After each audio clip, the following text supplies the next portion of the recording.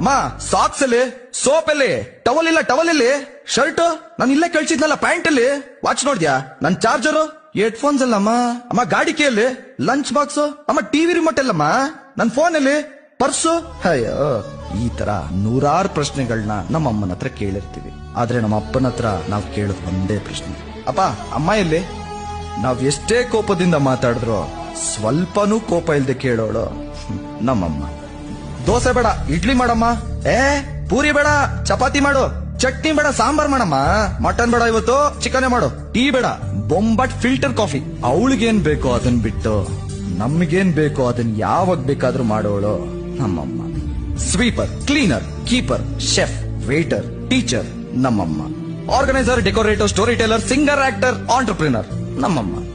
ಬಾರ್ಗೈನರ್, treasurer, financial adviser, supporter, motivator, ಅಯ್ಯೋ mobile ತಗೊಂಡೋಗೋ ಅನ್ನೋ ರಿಮೈಂಡರ್, ಏನೇ